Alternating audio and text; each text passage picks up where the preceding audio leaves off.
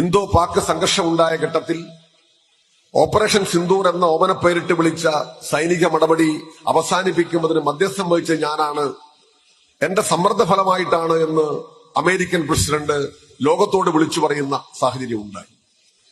ഇന്ത്യയുടെ അഭിമാനം സംരക്ഷിക്കാൻ പ്രധാനമന്ത്രി ആരുമായിക്കൊള്ളട്ടെ, രാഷ്ട്രീയമായ അഭിപ്രായ വ്യത്യാസങ്ങൾ എന്തുമായിക്കൊള്ളട്ടെ, പക്ഷെ ഒരു രാജ്യത്തിന്റെ അഭിമാനം സംരക്ഷിക്കാൻ ബാധ്യസ്ഥനായ പ്രധാനമന്ത്രി ആ കാര്യത്തിൽ ഒരു പ്രതികരണം നടത്തണം എന്ന് പലതവണ പ്രതിപക്ഷങ്ങൾ ആവശ്യപ്പെട്ടു. ഇന്നേവരെ അതിന്റെ വസ്തുത പറയുന്നതിന് നരേന്ദ്രമോദി സന്നദ്ധനായില്ല.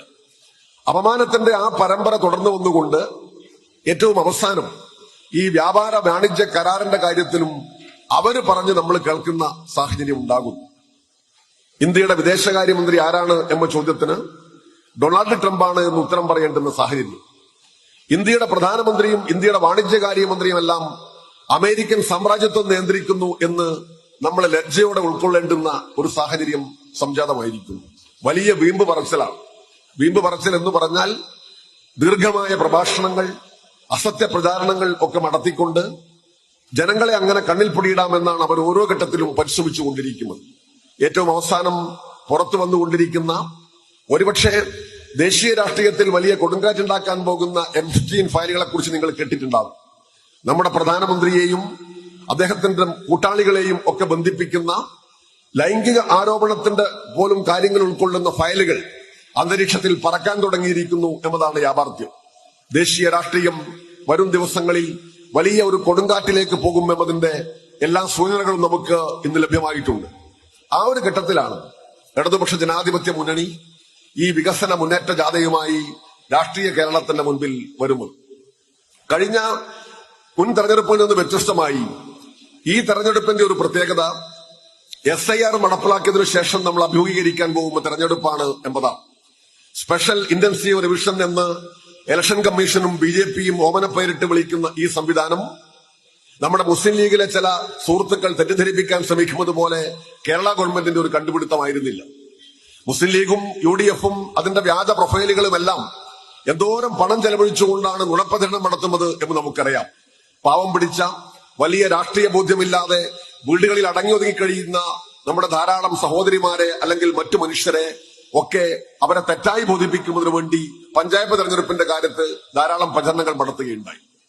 SIR എന്ന ഓമന പേരിട്ട് വിളിക്കുന്ന ഈ പ്രക്രിയ സ്വതന്ത്രാനന്തര ഇന്ത്യ കണ്ട ഏറ്റവും വലിയ ഒരു അട്ടിമറിയാണ്, വോട്ട് ചോരിയാണ് എന്ന ഉറച്ച നിലപാടാണ് ഇടതുപക്ഷം എപ്പോഴും സ്വീകരിച്ചത്. വോട്ടർമാരാണ് സാധാരണഗതിയിൽ ഭരണാധികാരികളെ തെരഞ്ഞെടുക്കുക. പക്ഷെ ഇവിടെ ഭരണാധികാരികൾ വോട്ടർമാരെ തെരഞ്ഞെടുക്കുന്ന പ്രക്രിയ ഉണ്ടാകും. അതാണ് SIR എന്ന് പറയുന്നതിന്റെ ചുരുക്കപ്പേര്. 60 ലക്ഷം മനുഷ്യർ ബീഹാറിൽ പുറത്തു പോകുന്ന സാഹചര്യം ഉണ്ടായി.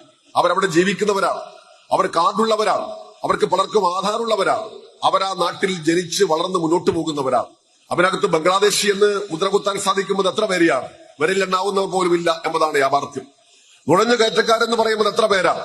വളരെ കുറച്ചുപേർ മാത്രമാണ് ഇവർക്ക് പോലും കണ്ടെത്താൻ സാധിച്ചിട്ടുള്ളത്. പക്ഷേ ദശാബ്ദങ്ങളായി ആ മണ്ണിൽ ജീവിക്കുകയും മുന്നോട്ട് പോവുകയും ചെയ്യുന്ന പല മനുഷ്യരും ഈ പ്രക്രിയയുടെ ഫലമായി പുറത്താക്കപ്പെടുന്ന സ്ഥിതിയുണ്ടായി.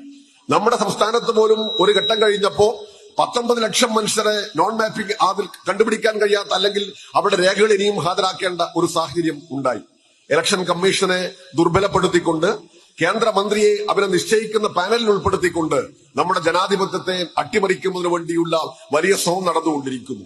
ഏറ്റവും ഞെട്ടിപ്പിക്കുന്ന വാർത്ത, എല്ലാ പ്രക്രിയയും പൂർത്തിയായി എല്ലാ കടമ്പയും കടന്ന് ഞാനൊരു വോട്ടറാണ്, പൗരനാണ് എന്ന് ഒരാൾ തെളിയിച്ച് അവസാനം അങ്ങനെ തെളിയിച്ച് വോട്ടർ പട്ടികയ്ക്കകത്ത് കയറിക്കൂടിയാലും രാഷ്ട്രീയ പാർട്ടികൾക്ക് അവസാനമായി കൊടുക്കുന്ന, അന്തിമമായി കൊടുക്കുന്ന പട്ടികയും പോളിംഗ് ബൂത്തിൽ ഉപയോഗിക്കുന്ന പട്ടികയും തമ്മിൽ പോലും വ്യത്യാസമുണ്ട് എന്നതാണ്. അത് ബീഹാറിൽ പലയിടത്തും കണ്ടു, ഹരിയാനയിൽ കണ്ടു.